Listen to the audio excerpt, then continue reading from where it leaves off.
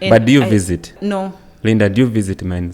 No. Are you dating? No, I'm not.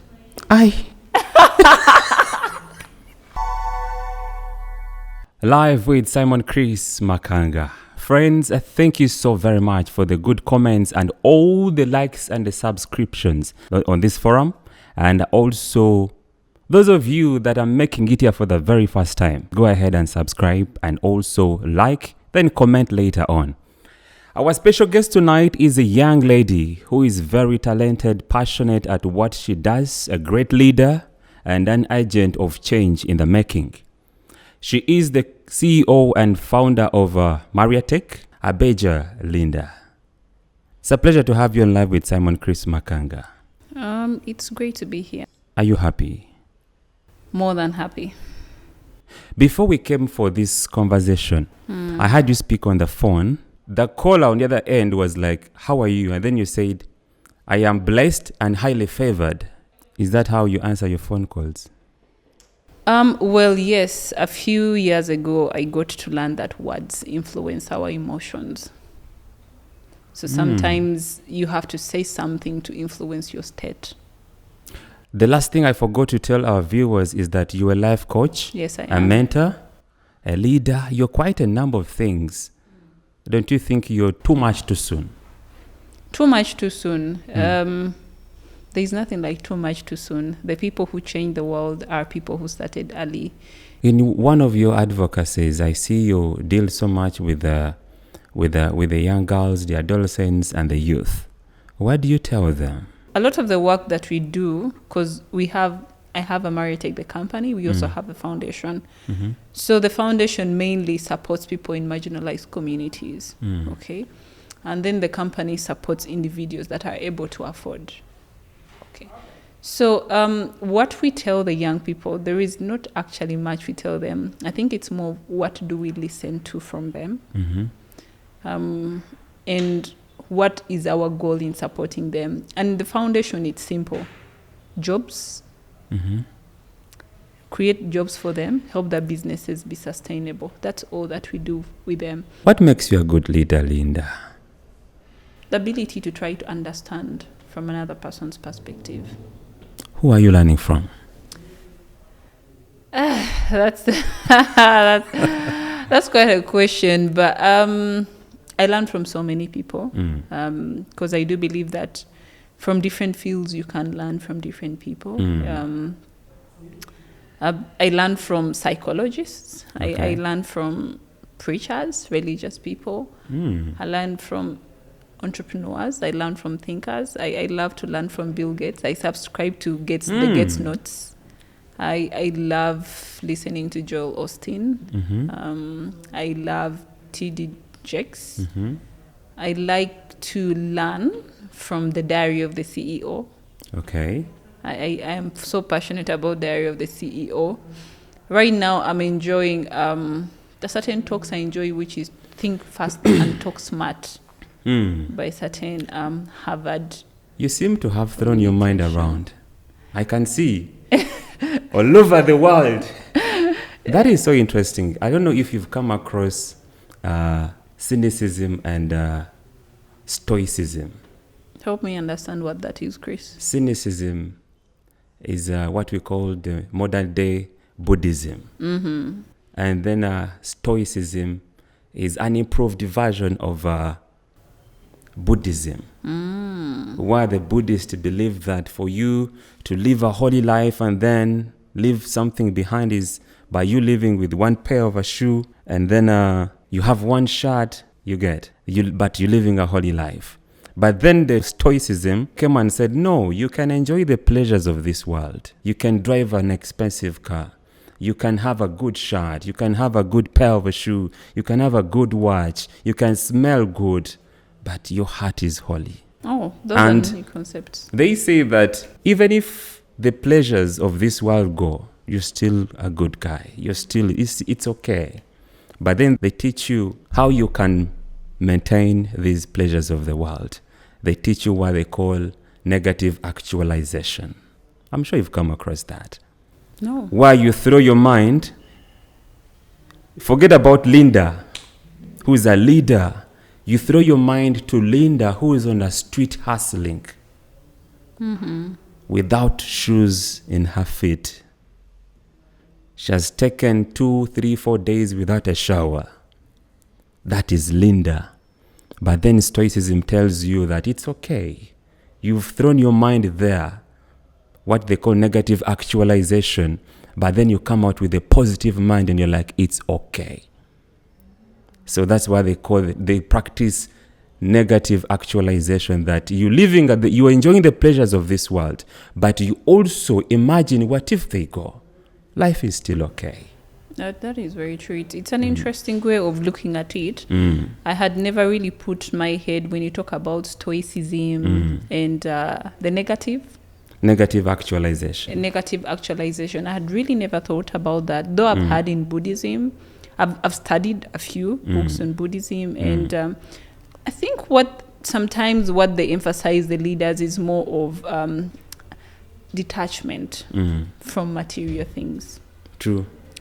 You know, one of the reasons why we have a lot of mental health challenges, why we have conflict with people, etc., is because of attachments. And they have some truth in what they say, and detaching is really good, whereby even if I lose this phone, or I met a thief along the way, and if I had to choose between my life and a phone, I'll give him the phone and then I remain with my life. It's still a principle for life to really detach, and it's a way of you to still be happy. It doesn't mean I would not want those nice things, but it simply means that they do not determine whether I am happy or not. So in one way or another, it's a way of us balancing. Also, going back to what you're saying in terms of, I live my life basing on principles. I think basing on principles, and most of these principles are in the Bible. The Bible, I mean, God wants you to be, to live an abundant life. God wants you to be blessed. He wants you to be happy. That's why in the Bible, we constantly see that the people that were rich and wealthy are the people that God was happy with. So I do not think that, I believe that God wants me to be wealthy. God wants me to be abundant. And the only way I can be wealthy and abundant is by doing the things that he expects me to do. He expects me to work. He expects me to be honest. He expects me to love my neighbor as much as I love myself. You can't make money if you don't love another person. Okay? If I'm not going to know your problem and make money from your problem if I don't love you. Okay? I need to first love you. And then also, the only way I'm going to maintain a client is if I love the client. So really, I think the Bible has the blueprint. I love why the Bible says that, be wary not to get drunk of your own harvest. How would you avoid getting drunk? You who loves money and you love to live from abundance to abundance, how would you avoid getting drunk of your own harvest?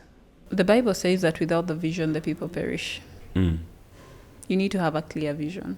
You need to know where you want to put your money. You need to know where you want your life to go. Okay? And I remember my mentor always told me that, you know, the Bible says that the Bible doesn't say money is the root of all evil. It says the love for money is the root for all evil. Okay? And what I really have learned over time is money does not make you a bad person. Money is a magnifier.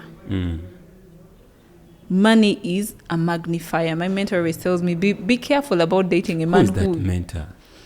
I have so many. But that one you're speaking But this to. one, Simon, he told me, before you get married, Linda, or when you're dating, pay attention. Be careful about dating a guy who you've not yet seen him with money, because you don't know his true characters. Money is a magnifier. So money only magnifies your character. If you are a giver, it's a drug. It's more like, yes. If you are a person who is understanding, if you're a person who is caring, if you get money, you become more of that. If you're greedy, if you're selfish, if you are manipulative, when you get money, you'll only become more of that. You remind me, yesterday I was having a conversation with my friends, and something like that crossed my mind. I told them that if you want something, look for somebody who wants it and help that person to get it, and it will come back to you. True. If you have 100K and it can't take you for a week, man, look for people who need 10K to survive on a daily. Give out that 10 people, and by the way, there are so many outside there. That's one way of looking at it from your point of view. Give them the money. I'm not so much a believer of just giving. I believe in teaching a man how to fish. Because if I give you, you'll come back tomorrow for fish. If I teach you how to fish, you'll fish even at night, and then you'll be able to survive. Depending on what kind of fish, Linda. Depending on the kind of fish, yes. And also depending on the person's circumstance. But there is always power in teaching someone how to fish. Okay? But leaving that aside, we were talking about giving. What I've come to realize in life, the amount of money you make or your net worth will always be directly proportional to the number of people that are either using your product or service. To become a millionaire, you need to help 1 million people or solve problems worth $1 million. To be a billionaire, at least 1 billion people need to be benefiting from your product or service. Let's go back. Look at Facebook. How many... Mark Zuckerberg is a billionaire, but how many people use his products? There's a reason why he's a billionaire. So it's a game of numbers. It's a numbers game. Find more people whose problems you can solve, and then you make more money. Do you know it's a game of numbers? It's a numbers game. Even us here, we're looking for numbers. People should go ahead and subscribe. Yeah, you should go ahead and we subscribe. are looking for numbers. Everyone is looking for numbers. Actually, look at... If your account, social media account isn't verified, man, you can't tell me nothing. Some people think, if you don't have more than 5K, I can't have a conversation with you. Some people think. So it's a game of numbers. Again, it's a mindset if you look at it from that. And I think for any young person out there, or every entrepreneur, if you want to be a millionaire, ask yourself, where are 1 million people that I can serve? If I want to be a billionaire, I need to ask myself, where are the 1 billion people that I can serve? Or how can I reach 1 billion people and offer them a product or a service? There is nothing wrong with anyone being rich. That's simply serving more people. And a person who is poor is actually selfish. They're not helping anyone but themselves. You as a life coach, a mentor, you speak to so many young people. When you are speaking to them, is there something that you learn from them? Oh God, I learn. What I love about coaching is in every coaching session, I'll learn and I'll even reflect. Someone will come to me with a challenge, and I have to go back and learn and study about that challenge. I'll look for books, I'll listen to podcasts, I'll look for videos, because I need to help them fix that situation in their life, okay? And people come with so many challenges. Someone might come to you with a heartbreak, but 100 people's heartbreaks are different. They look similar, but they're also different, okay? So you need to look for ways of helping them resolve it and also help them become better. So if there's one thing that has helped me become better, is coaching. And that's something I'll do till the day I die, because it helps me become a better person. Now, Linda, you as a coach, your job is to bring back the word smile on my face. Yes.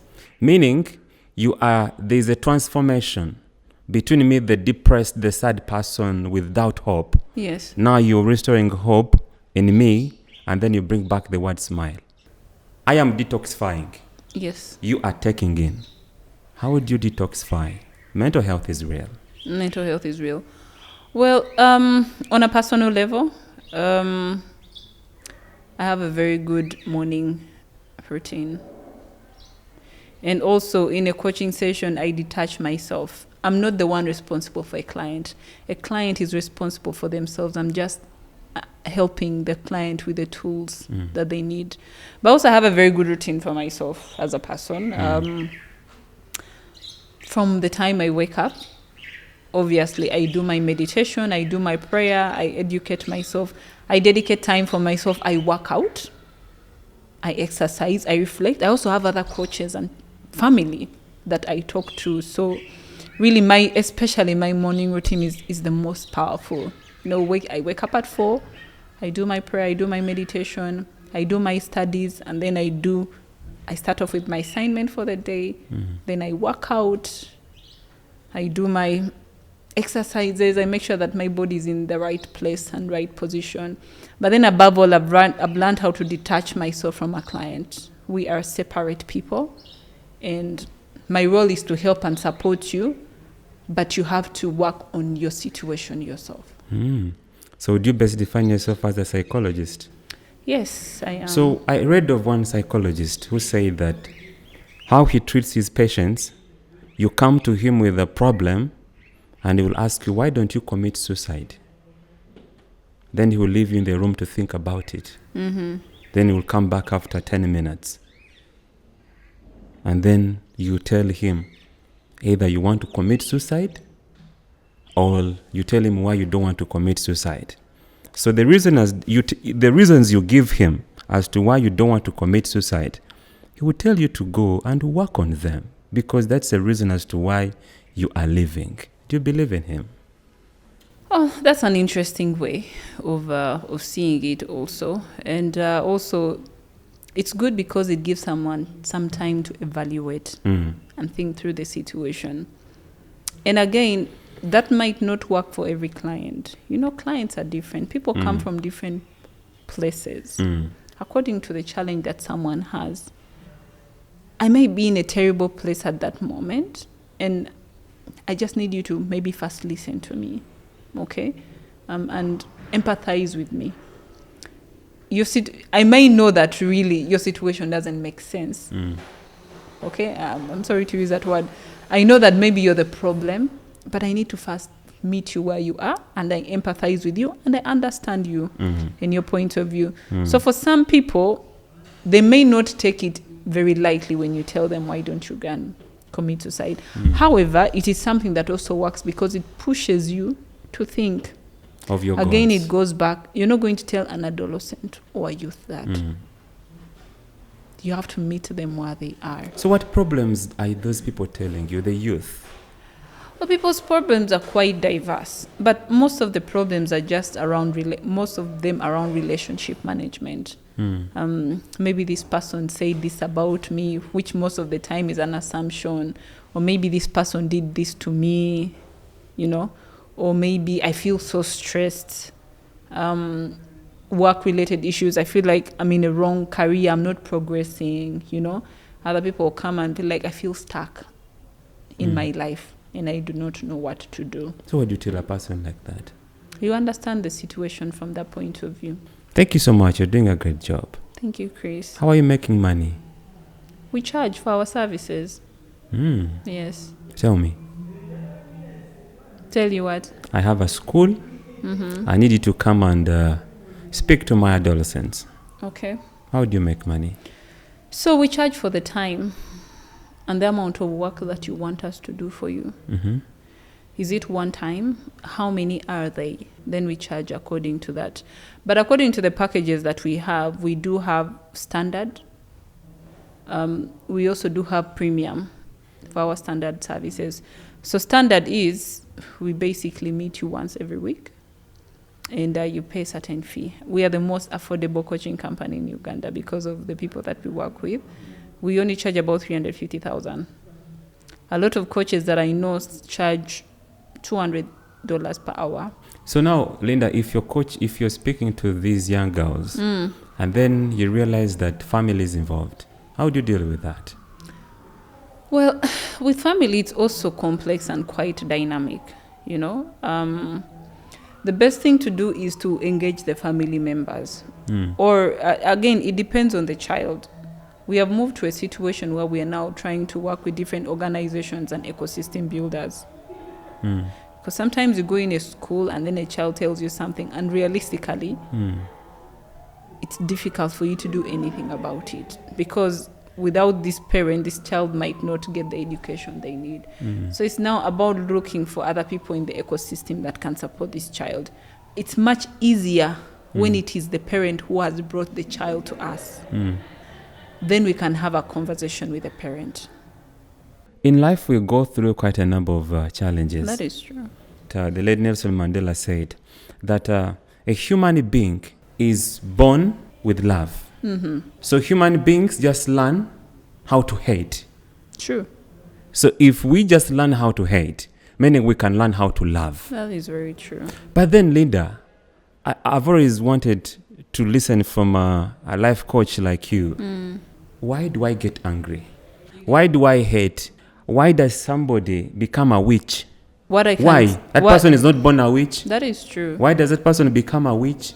You've heard about. They are witches, right? What happens in between? What I want to say is one thing. Nobody is bad. We are all human beings just trying to make it in this thing called life.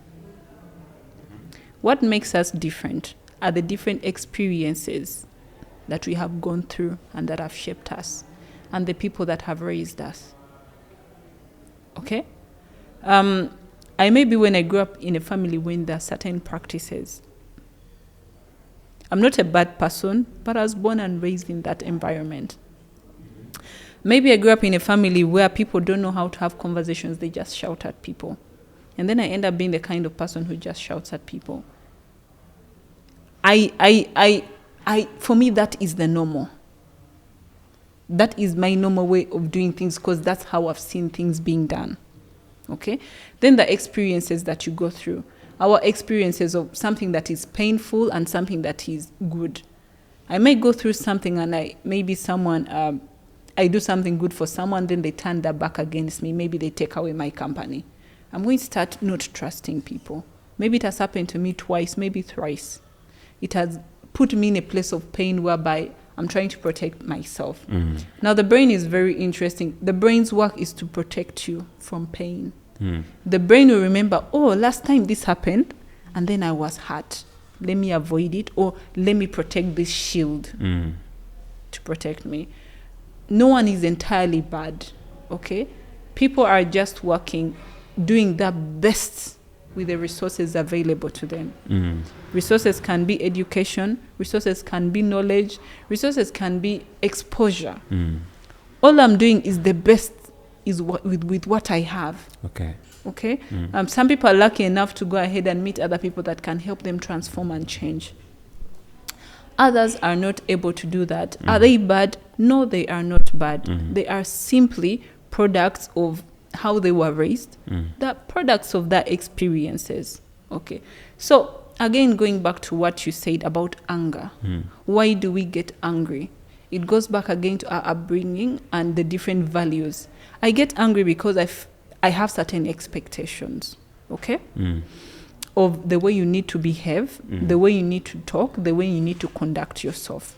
Okay. So because I have those expectations, if you don't do things according to my expectations, my assumptions, and what I believe, I'll get angry with you. But then remember, you may also have different beliefs and different expectations. So that's why you may find someone expects you to keep time. And then another person, it's not very important to them. It's not a very important value to them. So even if you come late, they will not mind.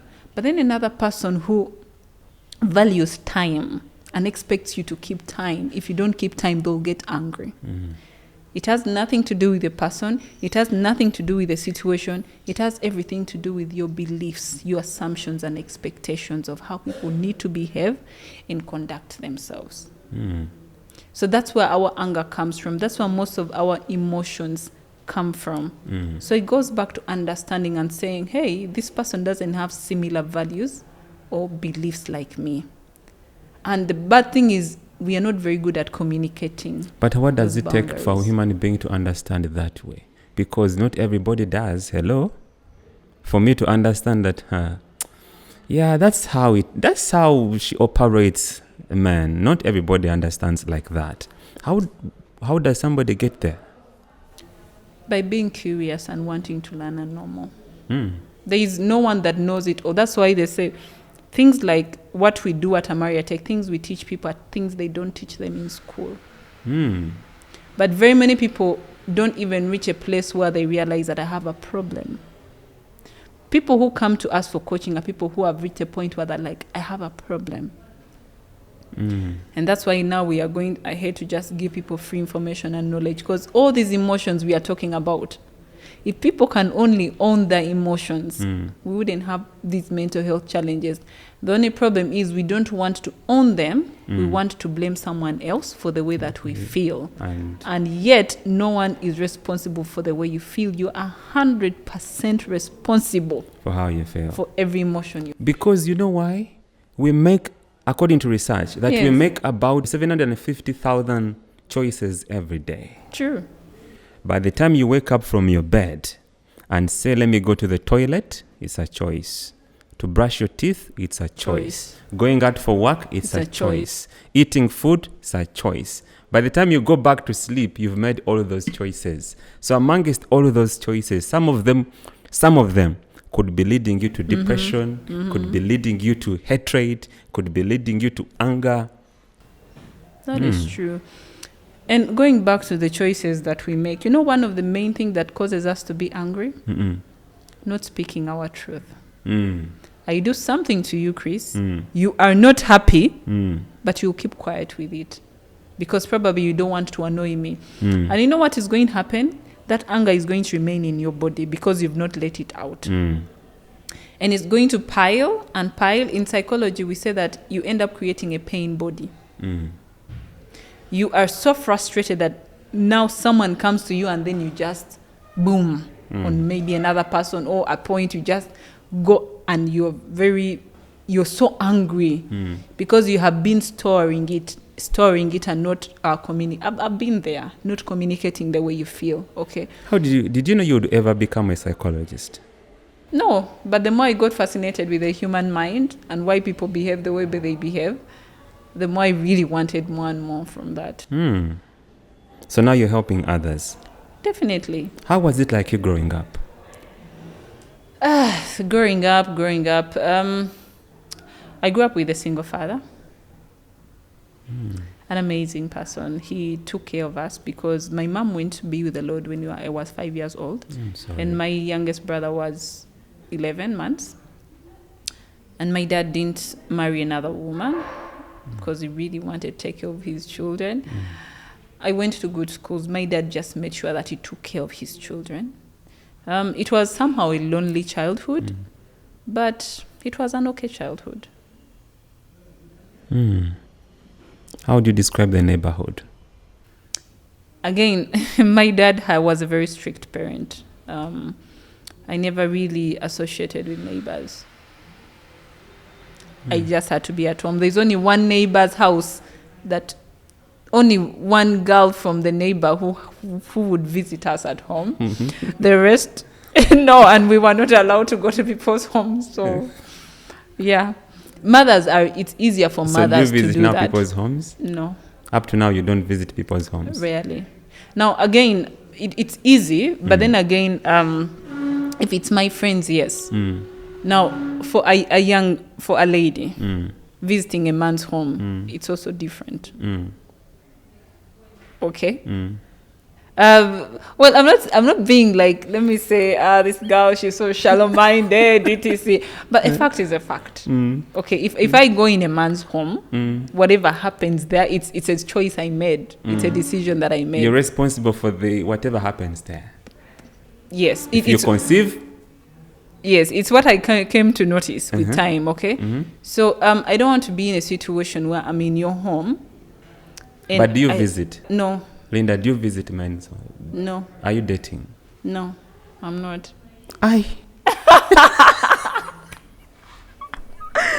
No, okay. I think I made a deliberate decision. I think like 6 years ago, I said I'll not go to a man's home because I don't feel uncomfortable. And I also don't want to feel awkward. Plus, I don't want to put myself in a situation where I'll regret what I'll have done. But being single doesn't mean How do you deal with the regrets?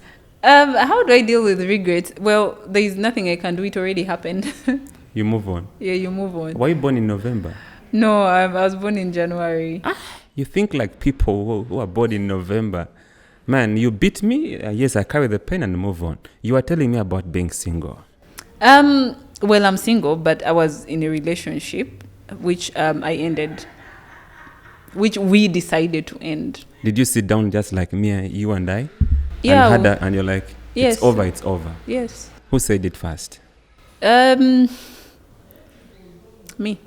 Of course it had. No, not necessarily, but I think we had reached a point whereby it was not really leading anywhere.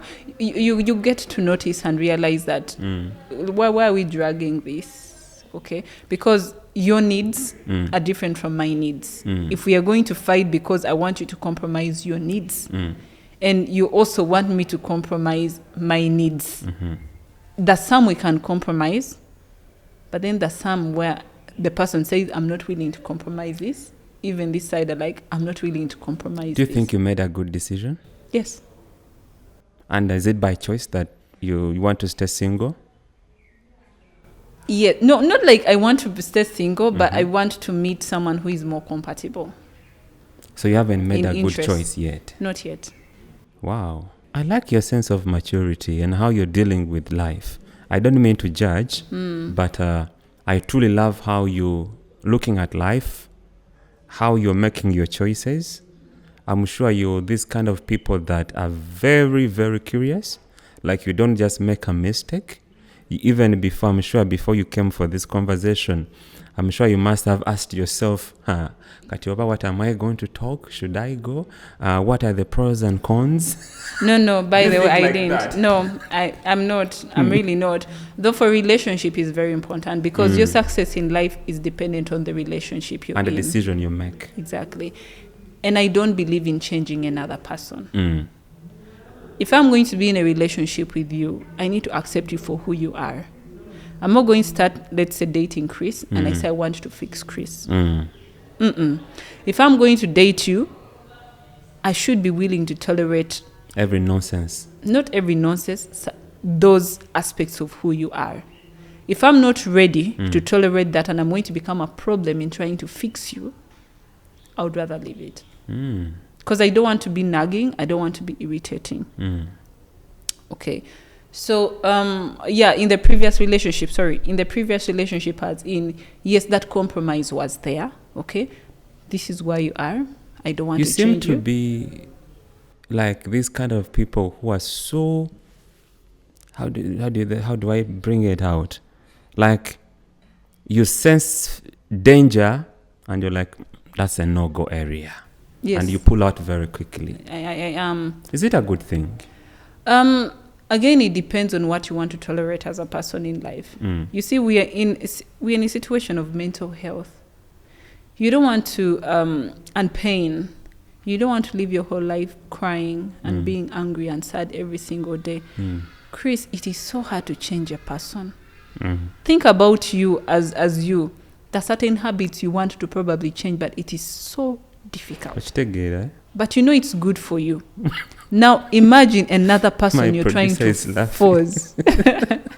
Imagine you're trying to change a person. And probably they have not yet reached the stage where they feel like, me, I want to change. But now I'm trying to understand the magnitude of your work. You must have worked on yourself. Before you go out to change people. Yes. You must have worked on yourself. You first work on yourself. No wonder you listen to so many people. I'm so impressed. How do you deal with the heartbreak? I mean, how is it wise to move on? It's difficult because your emotions are invested in it. By the time you choose to be with someone, you have invested your emotions. How long was it, by the way? How long was 6 years. You girl, wait a minute. That's a big investment. It is. In terms on both of sides. emotions, time, yes, money. Why did you say? Because I reached a point where I had compromised too much. Even the person was probably also compromising, but then it was too much of the compromise, probably waiting for the person to change or make a certain decision or choose, but then the person was not going to make that choice. How is it like growing up with a single father? You know, I always tell people if you grew up with your mom, you're very lucky. You know how men are, really. Men don't have time to... He has to provide. He'll focus on providing for the family. So I grew up being a little bit resentful, you know. I wanted more. I wanted a mom who was present. I wanted someone to care for me. I wanted someone to cry to. I wanted someone, you know, all those things, but I didn't get that. And I was a little bit resentful while growing up. But now after growing up, I've come to say that I got to appreciate what he did for me, because he could have chosen to say, oh, that the mother is dead, let me marry another woman, or let me now abandon these children. But he dedicated his time to make sure that he can provide and take the kids to school. So when I grew up and made peace with that, I got to realize that he was actually doing the best that he could with what was available At to that him moment. at that moment. That is what he could do. And he couldn't be perfect. He couldn't be really like a woman. He still had to be a man and still be able to provide then. But growing up, it was a little bit lonely, but it was okay. I had my siblings. I have 3 siblings. I have my big sister, Trudy. I have the one I follow, Vivi. Then the one who follows me, Eric. They're the best thing that You're 5. ever. No, we are 4. Oh, yeah. So those are the best. That's the best thing that has ever happened to me. What do you tell each other? I think we are honest with each other. It's more about you have to put in the work. It's all about, on my bad day, I'll call you and you listen and you'll support me. When I have a challenge, I know. Are you guys still like this? Obviously, we are really tight. I think that, like, my best friends, like, those are people that I'll turn to, because I know they'll always have my back regardless of what. What do you tell your father when you're one-on-one? We talk. He asks me about my work. Some of the decisions, if I'm struggling to make a decision, I'll call him and he'll guide me through some of the decisions. My dad doesn't talk much. So sometimes, that's why sometimes when we are talking, it's work-related. Personal issues, my dad doesn't do personal issues. No, I think he has raised an independent girl that anything mental you can deal with. Anything physical, hello, Dad, and he will show up. I'm sure he's that kind of a man. He's an amazing dad, very. Linda, what do you tell men who are in your dad's picture? They have toddlers growing up with them. What do you tell them? What should they do? Every decision you make, you need to put those children first. Because if you're going to bring in a woman, you need to think about maybe how will your children respond to that, and then also how will this woman behave around with your children. But then also really do your best to bond with them. Be beyond just provision, bond with them, get to understand them and have time with them. What do you tell God? When I talk to God, I tell him to shower me with favor and luck. Oh, that's why you answer the other call that way. Interesting. Yes. Do you have any question for me? Yes, Chris, I wanted to understand what motivated you to do the podcast that we are doing. I believed everybody has a story. When I went to Ginger just for a holiday with my wife, we went to the hotel where we spent a night. I moved out just to catch a breath. And I was having a conversation with the security guard. I asked him, how do you feel when you have that gun? He said, I feel like I'm in prison because I can't rest. Every time I try to doze, I have to wake up and I check if the gun is safe. So he said, I feel I could just throw it and I run for my life. Then I realized that everybody has a story. We thought the gun is protecting him and us, but he feels like he is in prison. I'm like, wow, that's a good story. Objectively, I want people's stories to inspire many other people. That's the number one objective. The other one was a driver. But I believe, Linda, your story is an inspiration to so many little girls, especially how you deal with relationships, how you deal with anger. Some of these things are intentional. How you manage them is a lesson for another person, because you are a leader. You have so many people looking up to you. You're transforming to becoming an agent of change in our society. So what you do is an inspiration to so many other people who are looking up to you. It's really impressive. Going back to the gentleman that you met, the security guard. Have you ever had a conversation with him? Not or really. With any security guard? It was just a one-on-one conversation, not recorded anywhere. Okay. I hope you don't become the host. Oh, right now? Oh, okay, sorry. Then I was about to ask something else, but okay, let's end. Okay. So what is your first question as a psychologist? What your question to the patients? Why are you here? Why are you here? What do they tell you? I'm here because So what do you want? I want Okay. We work around it. But you tell me why you're here. Why did you reach out? So how do they feel after? They feel relieved. Most of the time, people just want to talk. Or we have a lot going in our heads, but we want to talk to someone who will not judge us and someone who will not take our information out of the room. And have you ever had a conversation with your friend and you're trying to talk and that they're not understanding you, or they're judging you because they already know you, or they cut the conversation? Those are many. Yes. So what happens in coaching is those things do not happen. You're sure your confidentiality is there. You're sure that someone is listening to understand and also being honest with you, because sometimes your friends are not honest with you. Do you ever see the magnitude of what you're doing? Yes, when I see people making great transformations in their life. Okay, maybe someone came to me with a mental health condition and they're on drugs, and after working with them, they help themselves out and they remove themselves off the drugs. How do you feel? Amazing. And if they're like, I want to now be a coach. Wow. You're like, yes, I've done something great with this person, because then they see the value. When you go back home and you're trying to rest and the thoughts come back into your mind, how would you feel? I feel empowered to do more.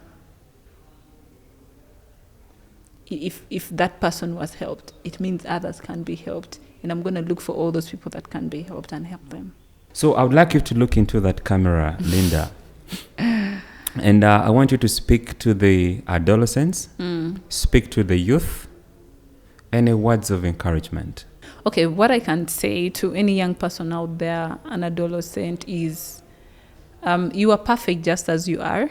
And you're doing the best that you can with what is available to you. And in this world, no one is really perfect. We are all trying to just juggle and make it in this thing called life. And however, that's not an excuse for you to be average. It's not an excuse for you to feel sorry for yourself. It's not an excuse for you not to perform or to become a better person. It's an opportunity for you to invest in yourself.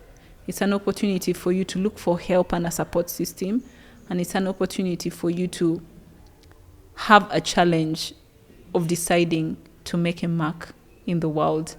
Peter Diamandis always says, make your dent in the world.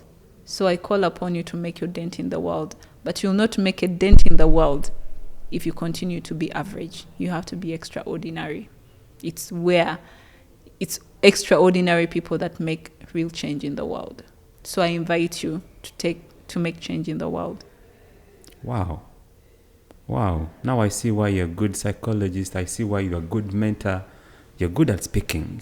Oh, I am? Oh, thank you. You're doing well. Thank you so much for accepting to have a conversation with me.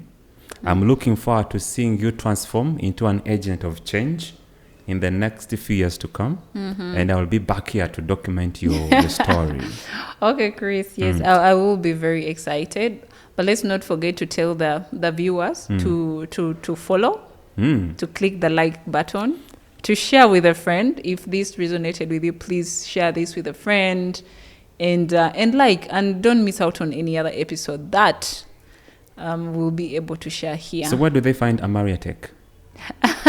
At Amariatek, we sit at the National ICT Hub in Nakawa. You can go to our website, www.amariatek.com. Tell us what your problem is, and someone will reach out to you. Friends, thank you so much for being part of this conversation. It's really been an amazing one with Abeja Linda. For those of you who are depressed, I want to speak to you. I want to remind you that you have a purpose to fulfill. Get out of that mode. Think about people who are looking up to you. Think about them. And anyone who is also carrying a heavy heart, please look out for your support system.